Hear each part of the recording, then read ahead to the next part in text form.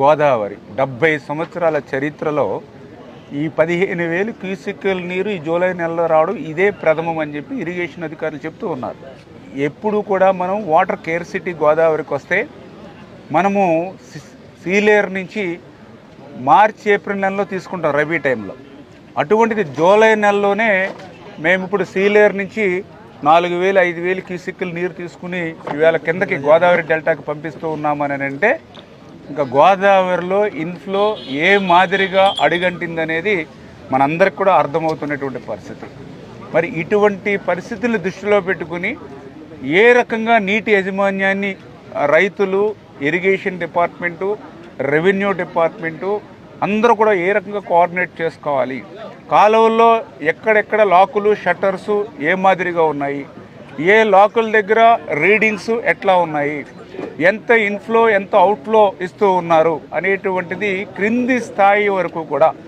ఎందుకంటే తెలుగుదేశం, జనసేన, బీజేపీ కూటమి ప్రభుత్వం అని అంటే ఏదో ఆఫీసుల్లోనో ఏసీ రూమ్లోనో ఏసీ గదుల్లోనో కూర్చోవడం కాదు. సంక్షోభం వచ్చింది అని అంటే, ఇబ్బంది వచ్చింది అని అంటే కాలువల మీద, గట్టుల మీద, పొలాల్లోనూ తిరిగేటువంటి నాయకత్వం. అందుకే ఈరోజు ధవళేశ్వరం హెడ్ స్లూయిస్ దగ్గర నుంచి ఈ లొల్లలాకులు, కొత్తపేట నుంచి అమలాపురం, పీగన్నవరం, ముమ్మిడివరం అన్ని నియోజకవర్గాలు కూడా శివారు ప్రాంతం వరకు కూడా ఈ యొక్క కాలువల నీటి పరిణామాన్ని పరిశీలిస్తూ లాకుల్ని ఎక్కడికక్కడ ఇన్స్పెక్షన్ చేస్తూ అధికారులకి, మా నీటి సంఘం వాళ్ళకి ఎక్కడికక్కడ డైరెక్షన్ చేస్తూ మోటార్ సైకిళ్ళ మీద మేము తిరుగుతూ ఈ పర్యవేక్షణ చేస్తూ ఉన్నాం. ఈ సందర్భంగా రైతాంగం అంతా కూడా గుర్తుపెట్టుకోవాల్సిన అవసరం.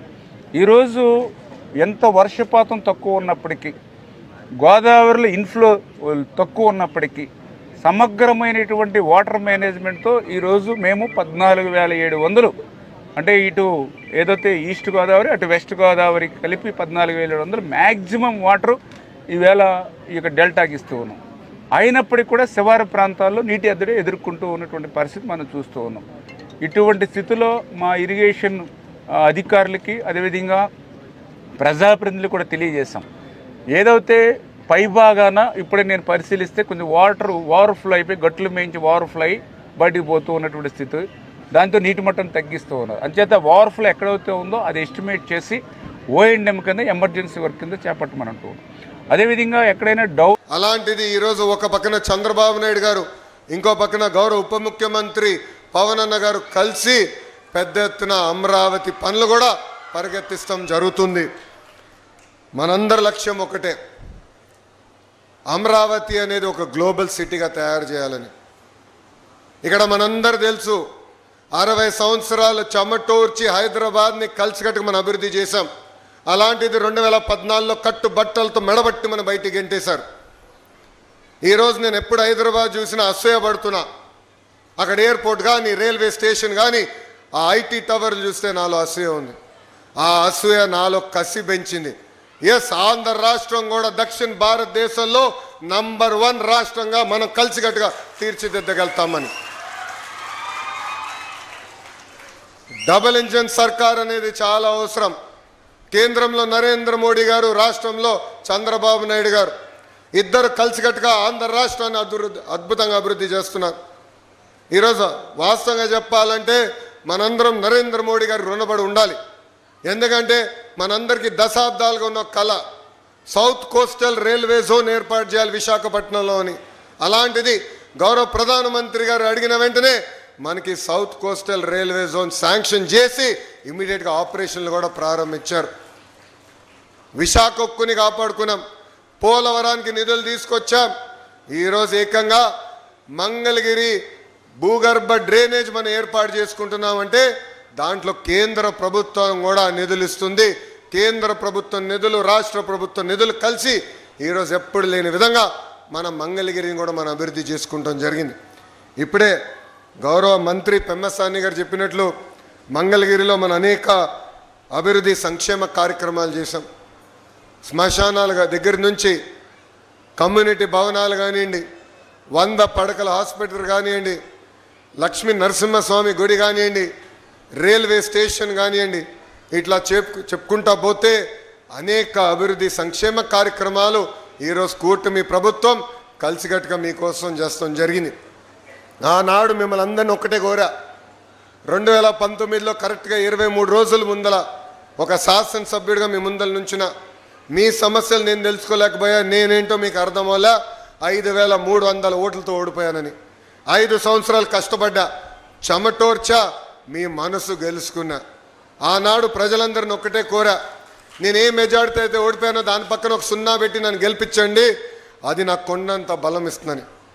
ఎవరు ఊహించిన విధంగా ఆంధ్ర రాష్ట్ర చరిత్రలో ఎప్పుడు జరిగిన విధంగా టాప్ 3 మెజార్టీతో మీరు నన్ను గెలిపించి శాసనసభకు పంపించారు. అదే నాకు కొండంత బలం. ఈరోజు నేను ఏ మంత్రి గారితో మాట్లాడినా, కేంద్రంలో గౌరవ ప్రధానమంత్రి గారు కానివ్వండి, రాష్ట్రంలో ఉప ముఖ్యమంత్రి పవన్తో కానీ ఎప్పుడు మాట్లాడినా, అనామ మంగళగిరి నియోజకవర్గాన్ని మీరు చేయాలి, 91,000 మెజార్టీతో నేను గెలిచాను, బాధ్యత మీ పైన కూడా ఉందని వాళ్ళతో నేను ఒత్తిడి తీసుకొచ్చి పనులు చేపిస్తాం జరిగింది.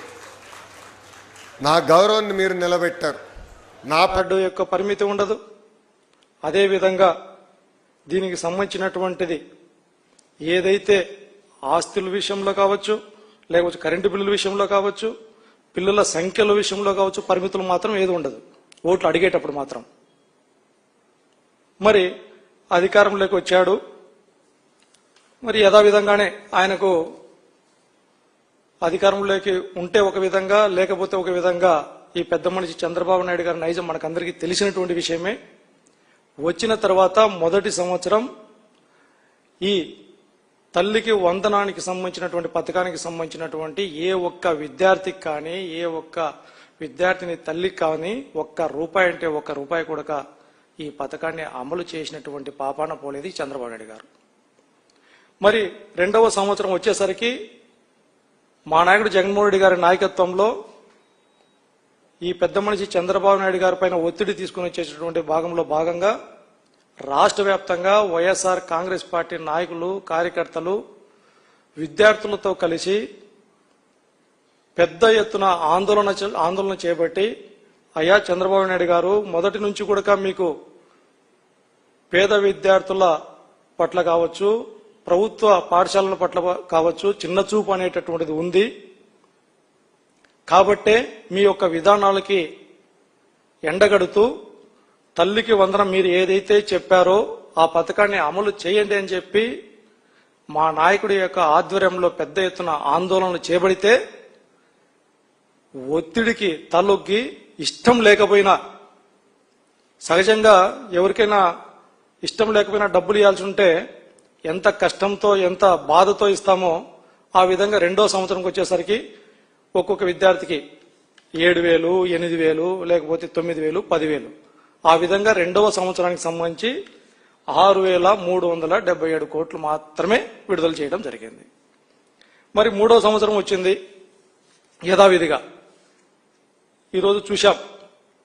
మూడో సంవత్సరంలో వాస్తవంగా యుడైస్ గణాంకాల ప్రకారము ఈ రాష్ట్రంలో విద్యార్థుల సంఖ్య దాదాపు 87 లక్షల మందికి విద్యార్థులు ఉంటే, ఈ పెద్ద మనిషి చంద్రబాబు నాయుడు గారికి మాత్రం 66 లక్షల మందికి మాత్రమే తల్లికి వందనాన్ని అనేటటువంటి పథకాన్ని అమలు చేస్తాం, అందుకు 10,126 కోట్లు మాత్రమే విడుదల చేస్తామని చెప్పి రిలీజ్ చేసింది. దేవుడికి ఇప్పుడు గురించి కూడా ఎవరికి తెలియదు. రేపు మళ్ళీ అసెంబ్లీ అయితే ఈ గత సంవత్సరంలో మీరు రిలీజ్ ఎంత వాస్తవాలు ఎంత బయటకు వస్తే అప్పుడు ఆ విషయాన్ని కూడా మాట్లాడదాం. ప్రజల చూడండి, జాగ్రత్తగా అబ్జర్వ్ చేయండి. నేను చెప్పిందంటే ఏ ఒక్కటి తప్పున్నా నేను సర్దిద్దుకుంటాను. వాస్తవాలు చెప్తున్నాం మీకు. ఈ ప్రభుత్వం ఎంత మాయ చేస్తుందో, మోసం చేస్తుందో, ప్రజల్ని ఏ విధంగా పంగనాలు పెడుతుందో చెప్పడానికి ఈ ప్రెస్ ఇచ్చాడు. పోనీ ఇచ్చిన 13,000 రూపాయలు ఇచ్చినప్పుడు నేను అసెంబ్లీ అవుతున్నప్పుడు కౌన్సిల్లో చెప్పాను, ఏమని, అయ్యా 13,000 రూపాయలు అన్నారు మీరు, అందరికీ ఇవ్వలేదు మీరు, కొందరికి ఇంకా మీరు 9,000, 8,000 ఇచ్చారు, దయచేసి ఆ బ్యాలెన్స్ ఎప్పుడు ఇస్తారో చెప్పండి అన్నాను. అంటే కొంతమంది మంత్రులు ఇచ్చారు నా మీదకి, ఛాలెంజ్ చేస్తున్నాం, పదండి చూపెడతామని నేను చెప్పాను. ఇది ఛాలెంజ్ చేయడానికి ఇదేమి కుస్తీ పోటీ కాదు, దయచేసి ఆ మాటలు వాడద్దు. నేను పబ్లిక్ వాస్తవంగా సొసైటీలో మీరు ఇస్తుంది ఎంత అనేది తెలుసుకొని మీకు చెప్తున్నాను. ప్రభుత్వం ప్రజలు మీరు వెరిఫై చేసుకోండి. ఒకవేళ నేను మాట్లాడిన తప్పు అయితే నేను విత్డ్రా అవుతాను, నా మాటల్ని నేను విత్డ్రా అయ్యి సభకి క్షమాపణ చెప్తానని ఆ రోజు చెప్పాను. దానికి ఆ తర్వాత ఇప్పటికి దగ్గర ఒక 4 నెలలు అవుతుంది. ఇప్పటికి మళ్ళీ రెండో విడత ఇవ్వడానికి తయారవుతున్నారు. ఇవాళ చోటుగా అడుగుతున్నాను, ఇంకా ఆ రోజు చెప్పిన ఏదైతే 8,000, 9,000, 7,600 ఎస్సీలు బీసీలు ఇవ్వాలని ఉందో ఇప్పటికి కూడా ఇవ్వలేదు, ఈ రోజుకి కూడా ఇవ్వలేదు. అది ఎంత నెంబరు, ఎంత అమౌంటు అని నేను చెప్పాను అనుకోండి, అంత కాదు అంటారు. కానీ వాస్తవాలు చెప్పండి. ఇవాళ కూడా మీరు ఇవ్వలే. చెప్పమంటే పేర్లు తెస్తా, ఇచ్చారనుకోండి పేర్లు తెస్తా మీకు ఏంటి వెళ్ళి వాళ్ళని అరెస్ట్ చేస్తారు. నేను మొత్తం దగ్గర 10 జిల్లాల్లో ఉన్న డిఈఓల్ని, ఏపీసీలని, రాష్ట్రంలో అధికారులని ఒక 20 మందితో మాట్లాడాను, ఇచ్చారా అని ఆయన డిపార్ట్మెంట్లో. అందరూ యాక్సెప్ట్ చేశారు, ఇవ్వలేదండి ఇంకా అని. ఇది వాస్తవం. నిన్న మొన్న మీ విలేకరులో ఉన్న మీ ఒక సోదరి నా దగ్గరకు వచ్చి, సార్ మా బాబుకు కూడా 9,000 ఇచ్చేస్తారు, ఇంకా 4,000 రావాలి సార్ అని చెప్పింది. ఇవ్వలేదు. మళ్ళీ ఆ అమ్మాయికి కూడా ఫోన్ చేశాను, ఏం తల్లి ఏమొచ్చిందా నాన్న అని అంటే రాలేదు, ఇంక రాలేదు సార్ అది. ఈ కూటమి ప్రభుత్వం వచ్చినప్పటి నుంచి రైతుల ప్రభుత్వం అంటాడు ఈయన. ఎవరు మన చంద్రబాబు నాయుడు, సీఎం చంద్రబాబు నాయుడు గారు. ఎవరిది రైతుల ప్రభుత్వమో జనాలకు ఆల్రెడీ అర్థమైపోయింది. ఈరోజు మనం చూస్తున్నాము, ఇన్సూరెన్స్ కి ఆనాటి మన వైఎస్ జగన్మోహన్ రెడ్డి గారు ముఖ్యమంత్రిగా ఉన్నప్పుడు రైతులు రూపాయి ఖాతాలోకి వేసుకుంటే లక్షలు ఇన్సూరెన్స్ ప్రభుత్వమే కట్టి రైతులకు తెలియకుండా వాళ్ళ అకౌంట్లు నేరుగా వాళ్ళ అకౌంట్లోకి పడే విధంగా మన రైతు బాంధవైనటువంటి జగన్మోహన్ రెడ్డి గారు అయితేనేమి, అదేవిధంగా మన వైఎస్ రాజశేఖర రెడ్డి గారు ఆయన తనయుడు ఆయన బాటలో నడిచి 5 ఏళ్లు రైతు ప్రభుత్వం అనే విధంగా నడిపినాడు. ఇప్పుడు ఈ కూటమి ప్రభుత్వం వచ్చినాక వస్తే అతివృష్టి, రాకపోతే అనావృష్టి. పోయిన సంవత్సరం మనం చూసినాం, అతివృష్టి వచ్చింది, వర్షాలు ఎక్కువైపోయి పత్తికి గిట్టుబాటు ధర లేదు, పంట పండలేదు. వర్షాలు ఎక్కువైపోయి అవి కుళ్ళిపోయి, కాయ కుళ్ళిపోయి అసలు పంటలే పనిలేదు. దానికి ఇన్సూరెన్స్ పోయినసారి కానీ రైతులు డబ్బులు కట్టినారు, అయినా ₹1 ఇన్సూరెన్స్ రాలే. మేము కానీ కొట్టుకుంటే, ఎందుకంటే ఏ పంటకి గిట్టుబాటు ధర రాలే. పొగాకైతేనేమి, ఒక టమోటా అయితేనేమి, మన మిర్చి అయితేనేమి, అదేవిధంగా ఉల్లిపాయ అయితేనేమి, ఏ పంటకి, పత్తికైతే అసలు ఇంకా దయనీయంగా మారింది. రైతులు చాలా అధ్వానంగా, ఈరోజు రైతుల పరిస్థితి చాలా ఘోరంగా అయిపోయింది. ఎందుకంటే మన ఆలూరు కాన్స్టిట్యున్సీ లో మొత్తం అంత రైతాంగమే. ఇక్కడ సోర్సెస్ ఏం లేదు. రైతులు భూమి మీద ఆధారపడి బతకాల్సి ఉండేదే, లేదంటే గ్రామాలు విడిచిపెట్టి ఇప్పుడు పోతున్నారు. ఇప్పటికే ఇంకా సీజన్ స్టార్ట్ కాలేదా, అయినా కానీ గ్రామాలు వదిలిపెట్టి పోతున్నారు వర్షాలు లేక. ఈ రోజు మళ్ళా దానికి తోడు ఎకరాకి 2,000 పత్తి అని సిగ్గు శరము లేకున్నట్ల ఈ కూటమి నాయకులు మాట్లాడుతున్నారు కొట్టమని. మీకు మానవత్వం అనేది లేదు అసలు, రైతుల మీద అనేది అసలు మీకు మానవత్వమే లేదు. రైతుల డబ్బులు మళ్ళీ ఇప్పుడు లక్షల అకౌంట్లోకి వేపించుకుంటున్నారు. అది మీకు అదే ఇన్సూరెన్స్ వచ్చేది లేదు, సచ్చేది లేదు అనే విధంగా రైతులు అయినా కానీ ఏదో ఇన్సూరెన్స్ వస్తుంది అనే విధంగా ఆయన పత్తికి ఎకరాకి 2,000 కడుతున్నారు. అయినా దాన్ని కానీ కంటి తొడుపుగా మనం చూస్తున్నాం. అది 2 రోజులే, 1 రోజు 2 రోజులే పెట్టి దాన్ని సైట్ క్లోజ్ చేసినారు. దాన్ని క్లోజ్ చేసి మేము రాత్రి నాకు 9:30 అప్పుడేమో రైతులు ఫోన్ చేసినారు, అన్న మాకు ఇంకా క్యూలోనే ఉన్నాము, ఇంకా టైం చాలదన్నా మాకు కొద్దిగా టైం పెంచాను అని చెప్తే, నేను అప్పటికప్పుడే మన కర్నూలు జిల్లా కలెక్టర్ శ్రీ మేడం గారికి ఫోన్ చేస్తే ఆయన ఏం చేస్తా, ఆయన చేతిలో ఏం లేదు. ఆయన ఏమంటుందంటే, సార్ మేము ఆల్రెడీ అంతా చేసినాము, సీఎం ఆఫీస్కి అన్ని కనుక్కున్నాము, అయినా కానీ లేదు వాళ్ళు టైం ఇవ్వమని చెప్పారు అనే విధంగా ఆమె చెప్పింది. అంటే ఆమె చేతిలో ఏముంది? ఈ చంద్రబాబుదే కదా మొత్తం. చంద్రబాబు చెప్తే వస్తుంది అది. ఆయనకి రైతులు అనేది ఆయనకి చాలా రైతు అంటే అసహింపు ఆయనకి. చంద్రబాబు నాయుడికి రైతులు అంటే అసహింపు ఆయనకి. అలాంటి వ్యక్తి ఈ రోజు ఇటీవల బుచ్చిరెడ్డిపాలెంలో మినగల్ గ్రామానికి సంబంధించినటువంటి అగ్రికల్చర్ ఆఫీసర్ శ్రీహరికి సంబంధించినటువంటి హత్య, ఆ తర్వాత జరిగినటువంటి సంఘటన, ఇవి నిజంగా చూస్తే ఎంత హాస్యాస్పదంగా ఉంటుంది అంటే, అసలు పోలీసు వ్యవస్థ అనేటువంటిది ఈ రాష్ట్రంలో ఉందా? పోలీసు వ్యవస్థ ఉంటే వైఎస్ఆర్ కాంగ్రెస్ పార్టీ నాయకుల్ని, కార్యకర్తల్ని తీసుకెళ్లి జైల్లో పెట్టడం, హింసించడం, కేసులు బనాయించడం, వాళ్ళ మీద కక్ష సాధింపులకు పాల్పడుతుంది తప్ప ఎక్కడైనా న్యాయం జరిగేటువంటి పరిస్థితి ఉందా?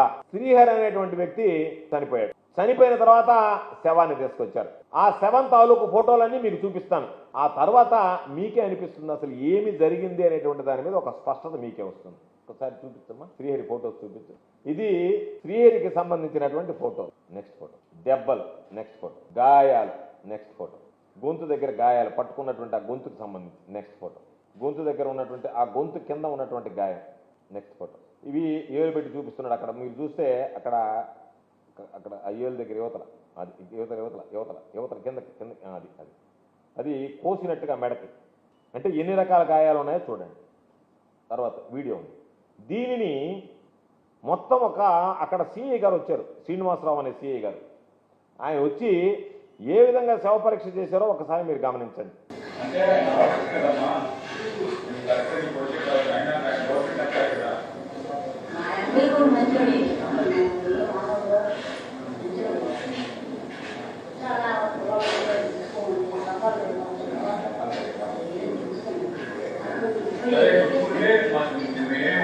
కాకపోతే ఏంటంటే మీకేమన్నా ఉంటే దాని ప్రకారం విన్నారా? ఆయన పోయి స్వయంగా దాన్ని పరిశీలించాడు. ఆ పక్కన ఉండేటువంటి వ్యక్తి గోర్లు గిచ్చుకునే అంటున్నాడు. లాస్ట్ పెట్టి చెప్తా, లాస్ట్ అక్కడి నుంచి పెట్టి ఆ లాస్ట్లో అతను పక్కన ఉండే అతను చెప్తున్నాడు. చూడండి, గోర్లు గుచ్చుకున్నాయని పాపం పక్కన ఉండేటువంటి వ్యక్తి చెప్తున్నాడు. ఆ సిఐ వెళ్ళి నేరుగా శవాన్ని పరిశీలించి శవ పరీక్ష చేసిన తర్వాత, అమ్మా మీరు ఏమీ ఇబ్బంది లేదనుకుంటే నేను ఇచ్చేస్తాను. ఎవడన్నా ఒకడు పాపం చనిపోతే, అయ్యా వాళ్ళకి పోస్ట్ మార్టం వద్దంటున్నారు యాక్సిడెంట్లు అని చెప్తే, అబ్బబ్బబ్బబ్బా మా ఉద్యోగాలు పోతాయని చెప్పి వాళ్ళని తీసుకెళ్లి పోస్ట్ మార్టం చేసి ఇచ్చేటువంటి పోలీసు వ్యవస్థ, ఒక మనిషి చనిపోతే 40 లక్షల రూపాయలు డీలు మాట్లాడుకుని, 50 లక్షలు అడిగి 40 లక్షల రూపాయలు డీలు మాట్లాడుకుని, చంపినటువంటి ముద్దాయికేమో 25 లక్షలు అని చెప్తున్నారు. సిఐకి 40 లక్షల రూపాయలు ఇచ్చామని చెప్తున్నారు. పాపం ఆ వ్యక్తి కూడా ఈరోజు చెప్పడానికి లేడు, చనిపోయాడు. 40 లక్షల రూపాయలు తీసుకున్నాడని చెప్పి ఆ సిఐ, అతను ఒక సర్కిల్ ఇన్స్పెక్టర్. ఆ సర్కిల్ ఇన్స్పెక్టర్ స్థాయిలో ఉండేటువంటి వ్యక్తి ఆ శవాన్ని చూసిన తర్వాత కనీసం పోస్ట్ మార్టం చేయాలనేటువంటి ఆలోచన కూడా కలగలేదంటే అసలు ఈ వ్యవస్థను ఏమనాలో చెప్పండి. దీనికి చంద్రబాబు నాయుడు సమాధానం చెప్తాడా, హోంమంత్రి సమాధానం చెప్పదా, ఐజీ గారు సమాధానం చెప్తారా, డీజీ గారు సమాధానం చెప్తారా, జిల్లా ఎస్పీ గారు సమాధానం చెప్తారా? ఆ కేసు మూసేశారు. ఎప్పుడు జరిగిందా?